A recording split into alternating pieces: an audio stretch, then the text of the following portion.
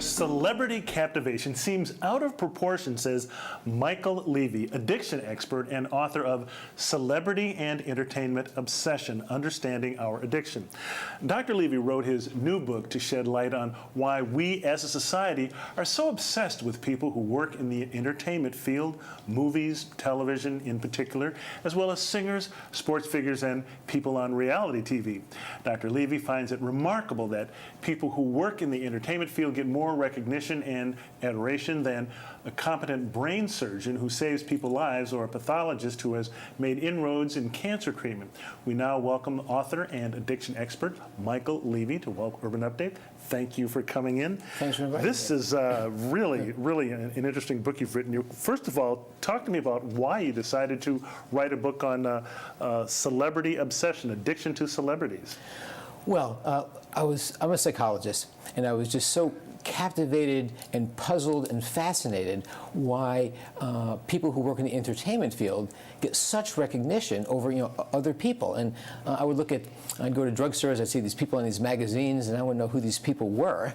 And I'd ask somebody, who is this person? Well, it's some reality TV star. And I said, why are they getting such recognition when there are so many other people that I think are deserving of this kind of thing, but just never get it? So and I'm a psychologist, I like to understand people, so I kind of just devoted some research to it, and really I wanted to kind of figure it out for myself. You actually find it remarkable that people do have this obsession with movie stars, entertainers over brain surgeons and other people. Yeah, I really do. I mean, when you think about it, I mean, there's some, I think, movie stars who really, maybe it's their first movie, no acting experience, and they do a really nice job in a movie, and all of a sudden they're stars where perhaps let's say a doctor, for example, and there are many other examples, but a doctor who's gone to school for 12, 15 years, and literally they may save people's lives, they make inroads into cancer treatment, or a cardiologist who fixes the heart, and I mean, no one walks around with a T-shirt with their name on their back.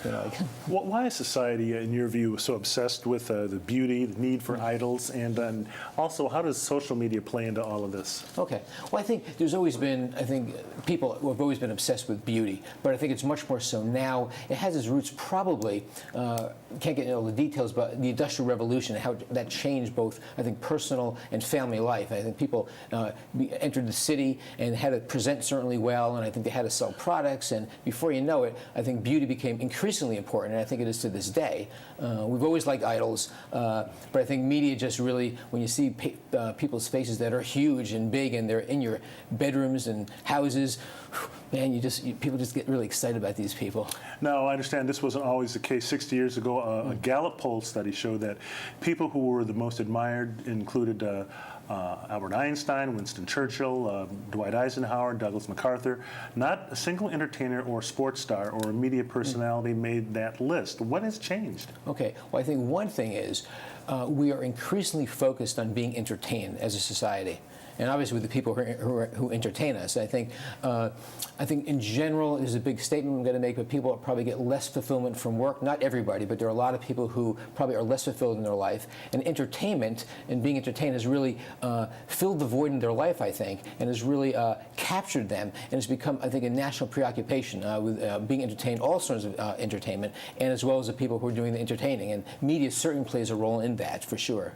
And the mass media, I guess I was going to say, how do you think that influences the way this affects all of us? Yeah, it has a dramatic impact on us. I mean, you think about it, the media really controls what we think about, and how we think. And I think it's really completely underappreciated. I mean, whether there's advertising campaigns and things like that, or even using media to do very positive things for people and getting people to do really good things for themselves, it really has a powerful influence. And when you see images of these people constantly, that's what we focus on, that's what we think about, and we want what they got, which is fame, beauty, money, all that kind of thing. We kind of laugh and giggle about this, talking about it's kind of a fun subject, entertainment, movie stars, and things. But is there a real reason for concern? Is there anything that's really not so funny about this? Yeah, I think there is. And a secondary purpose for writing the book was to maybe wake people up a little bit. I think when people are focused, I think nowadays, not everybody, but many people are focused on becoming famous.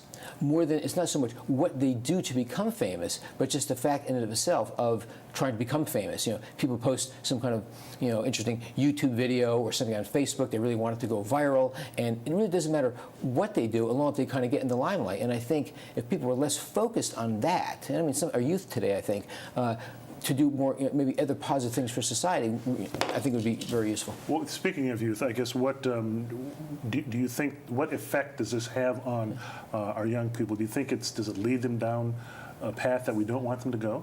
I think so. I think because, and there's some research that supports this, that youth are more interested in becoming famous for the sake of being famous, rather than what they're actually doing to get to fame. And I think people are a lot of youth, I think, are focused on really achieving that recognition, rather than maybe working in the shadows and doing some very, very, very positive things for society that might not lead to fame, but it could be something very important, maybe better for their soul. And I guess you call all this attention to celebrities' lives sort of a quick fix for people. What do you mean by that? Okay. Again, there is a place for entertainment in society, for sure. But it does make us feel good. I think, like the use of alcohol. There's a place for the use of alcohol, or food, or doing certain things that kind of release dopamine in our brains and make us feel good.